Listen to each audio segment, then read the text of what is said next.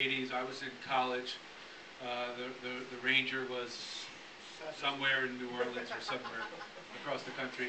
Tiny must have been still in high school, and and my father was living in the New York City apartments, quite a few different apartments, and it was a great place to go for the summer or a weekend, and it was wonderful. So Tiny and I think stayed there a couple of summers.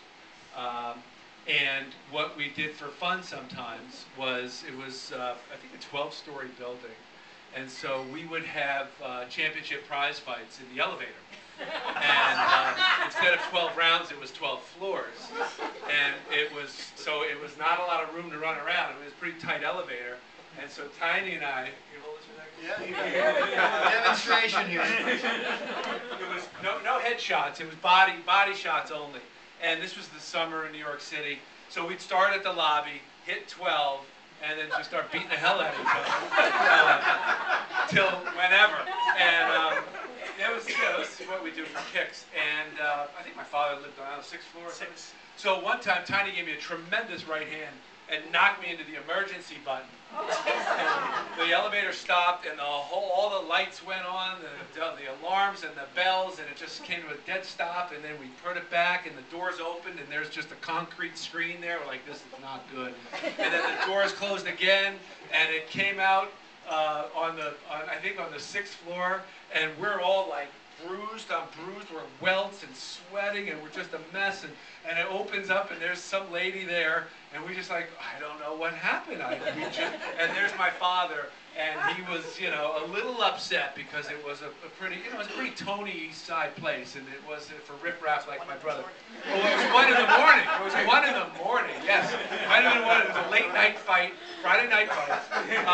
But you know what? Like it was said earlier, he really didn't care, and he was really cool about it because he just wanted us, he wanted to be with us, and that was what was so fun about those summers in the city when he was close your ears, Alice. He was a single guy at the time, and very popular guy, and we had some good times.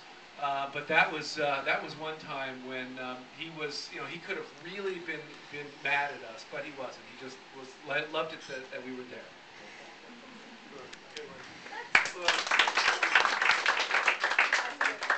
Quick segue from my previous story about cars. I don't know if any of you got to see the photo of the illustrious 1959 Edsel on the board there. That was definitely one of our favorite cars, and for me being in high school with my first girlfriend, it was certainly one of my favorite cars because the back seat was about the size of a king bed. But anyway, sorry, no, yeah, right. Anyway, but Dad was always very more than willing to loan me the car any old time. And thanks, Dad. As long as you put gas in it. That's right. Got about 3 miles to the gallon. Which, did anybody care about miles per gallon back in the 60s, 70s, 80s? Right, 20, right. 30 cents. Nothing. Don't even think about it. MPG didn't exist. Well, I always remember that period as well because Dad working for RCA at that point, we were, I don't know, I guess 8 to 12, 13, 14, something like that. And we were always we and our parents were kind of the envy of a lot of our friends because every day Dad would come home from work with a stack of the latest, hottest rock and roll albums about that big. And it'd be all the greatest things because he would just get these free promo albums from all the other labels. And so we had a home album collection that was just, everyone would have loved that collection that was into, and Wes, you inherited a lot of those, right? So we would have the latest from Jefferson Airplane and, all the wildest stuff that was happening in the late 60s, early 70s. So we had a pretty great collection that was able to kind of tune us into what was happening probably before our time. So I don't know whether that ended up beneficial or not, but through that era as well, Dad was able to get us tickets for concerts that was also probably ahead of our time. We got to see Elvis at the Madison Square Garden. We got to see not only a concert, but a whole backstage visit and dinner with the Guess Who. At one point, I remember riding in the elevator at his office with John Denver, and just running into kind of being able to be kind of in that music industry. At the time, I also had a band through high school, and the band was called Crossbow. I'm not sure where that name quite. I think we came up with the name, but one of Dad's artists at work, he just came home one day and he had asked his artist to design an entire logo for our band, this complete professional logo, and it had the sea of crossbow was like the bow of a crossbow, and the lettering, and it had the string and everything, and then we had buttons and promo stuff, and way beyond a high school band, but it was because of Dad's contacts in the industry that he was able to get us that promotion. We ended up actually being a pretty good band and going on to win Battle of the Bands and all that. He was always very supportive. The practices were usually at our home, which also, you know, no other parent would have allowed that, the chaos of a rock band in your basement. And so he and our mom were always very tolerant and encouraging of our creativity and musical direction. But I'll also never forget, I think, Rob, you were at this concert where, and Wes, I think you too, we went to Fillmore East, which I guess no longer exists in that stage. But he took us to... I think someone's having a flashback in the back. Pour some water over her head. Fillmore East. Tower of Power, the Youngbloods, and Jefferson Airplane, right, at a concert. And I saw things that I still can't believe. I mean, that was just an amazing, amazing concert. And we had, I guess, I don't know, the ill fortune or good fortune to go into the bathroom at one point. And every possible thing you could imagine, you know, smoking and snorting and shooting and whatever, it was all going on in there. So that was a real eye-opener for us to that whole era of the 60s, early 70s. And again, for better or worse, Dad introduced us to that. And I think it's added to our culture, added to our character. Thank you, Ranger. So a nice little segue, 1974, I'm 12, and we had a 1972 Plymouth Fury 3, that was our car, 8 cylinders. Again, it got about 8 or 9 miles per gallon. And there's a little dispute between the two of us as to where we were coming from, but I'll tell the story my way.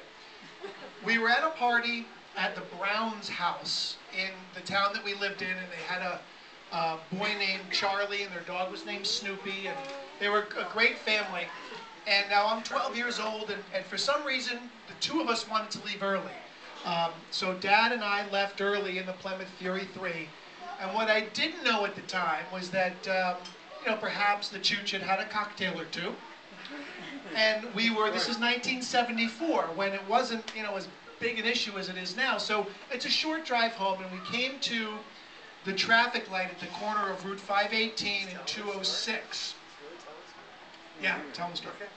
So I'm 12 years old, I'm impressionable, I'm with my dad, it's 9:30 at night, it's a Saturday night, and the light is red, and the Plymouth Fury 3 moves up. Is that Cooper over there? He has a story later he wants to tell you about. So we pull up, and we're the second car in line at the light, and the first car is a police car. So he stops about 20 feet from the police car, and he turns to me and he says, "Let's see how close I can get to this police car without hitting it." I said, "That's a great idea, I love that." So he went up 5 feet and stopped. I said, "Not close enough." "No, not close enough." He went up another 5 feet and stopped. The light's still red. He's thinking the light's going to turn green any second. And then he kept creeping on, off at the brake until, yes, boom, boom, he hits the police car. So the policeman gets out, and there are 3 gas stations right on the corner. Pull across the street to the gas station. Pulls across the street to the gas station. What was said, I don't know. There was no ticket. There was no issue.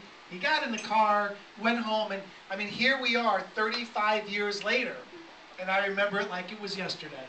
The Chooch behind the wheel.